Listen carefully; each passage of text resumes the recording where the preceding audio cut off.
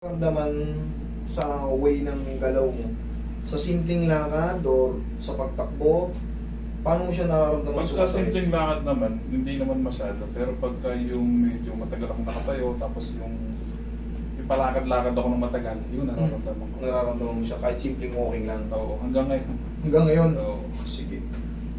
Bali kailan po kayo na spring? Okay lang kayo na November. November? Oh, from ano ko from UK. Actually, Turks and Caicos Island. Mm-hmm. Ano siya, party pa rin ng UK. Doon ako naglaro ng basketball. Actually, doon din ako nagtatrabaho. Mm-hmm. So, napanood ko nga kayo. Ayan o. Almost 3 months. Pero kaya natin yan. Kaya natin tanggalin yung pain yan. Turuan ko kayo ng diskarte. Katulad yan, nasa malayong lugar kayo. Wala nang, ayan o, may sumasabit siya ron. Ayan o. Yun yung popliteal Tapos pag 7.7 ano no? Tapos pag-gising ko sa umaga, parang... Tignan mo to. Oh. Oh, ito. Okay, Very parang, clear. ano. Yun oh, ang laki oh. Kaya yung, kasi yung cyst kasi, baka maaari mong ano to sir. Pero kung pag naayos natin at hindi maka-apekto sa buhat, sa ano mo, mas umokay naman siya, maaari wag mo nang patanggal yung mga cyst. Kasi yung mga cyst, benign naman yan. Kumbaga hindi naman cancerous yan. Kahit patanggal mo yan, kahit maano yan, wala lang yan.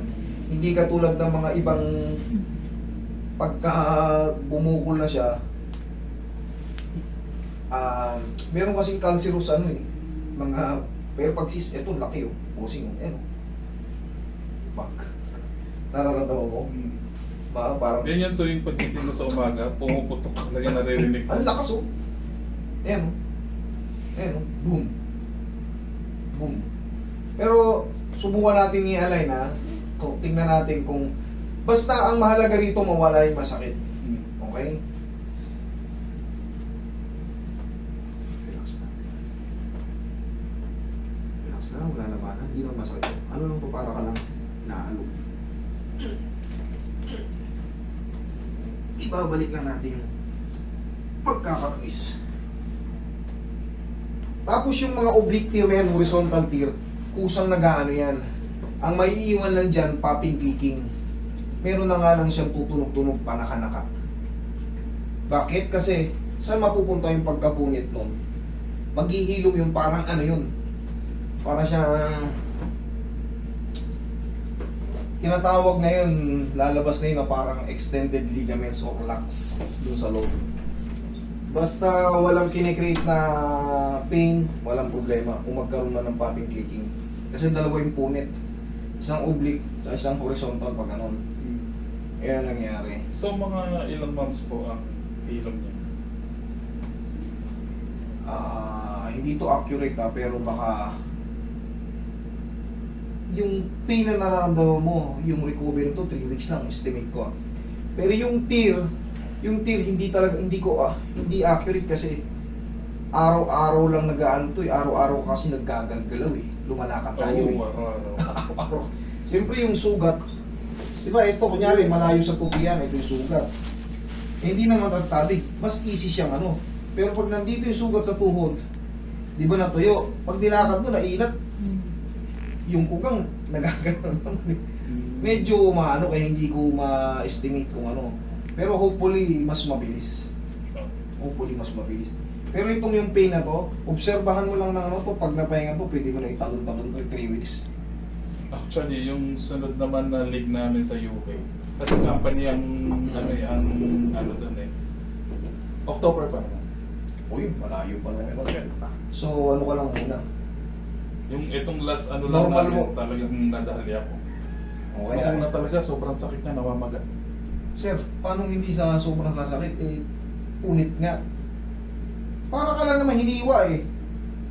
Isang pa ganon, isang horizontal, isang oblique papectus. Siyempre, tapos day by day tayong naglalakad.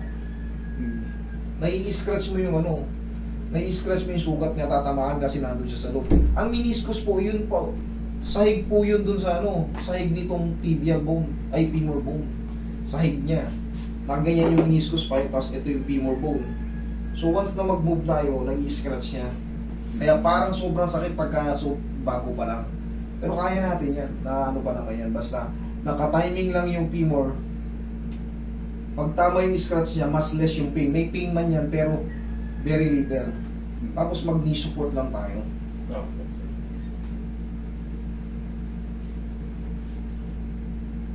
Yung ACL nga na ano, high grade, nagagawan pa natin ng pamamaraan. Eh. Huwag lang talagang complete. Actually, kasama ako sa trabaho, talagang puro po, para sabi ng puro punit na talaga. Kasi konting galaw niya lang, natutumba na siya. Ayun na nga yun, ano na yun, kumbaga operation na yun. Ayusin ko man yun. Once na magkamali siya ng tapak na kuti, bibigay ka agad yun. Pag punit na kasi, wala na magde-depend, luluwag yung tuhod mo. Tsaka ano na nga yung pag inangat mo yung ganto, Sumasabay. sumasabay talaga. Correct, ito yung sample niya, no? Pag ginanyan, no? Umaangat. Oo, umangat yung kanya talaga. Tigasan mo ko, sir. Sipa mo.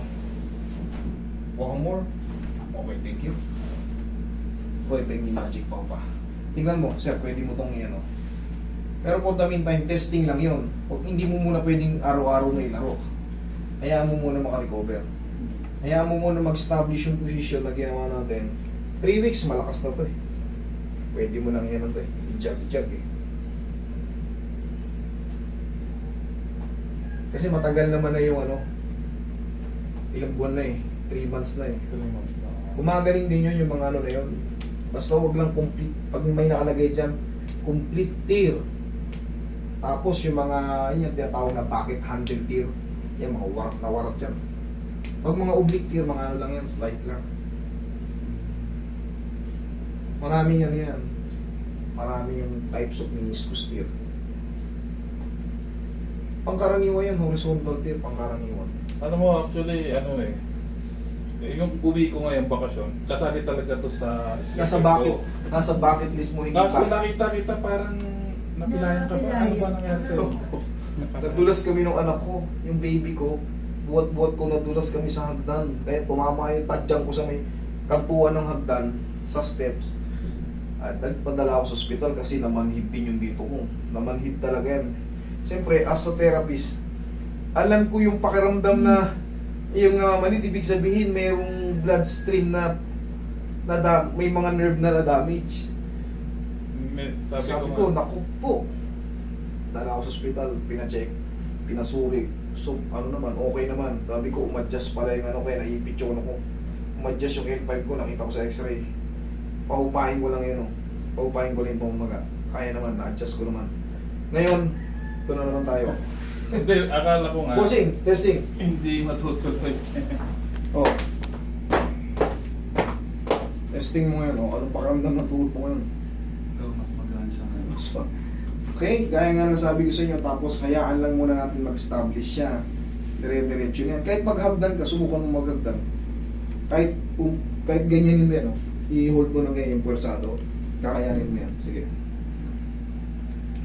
Oh. Hindi, actually, pagka yung naganto lang ako, doon palang nahirapan ako dito. Oh, ngayon tayo.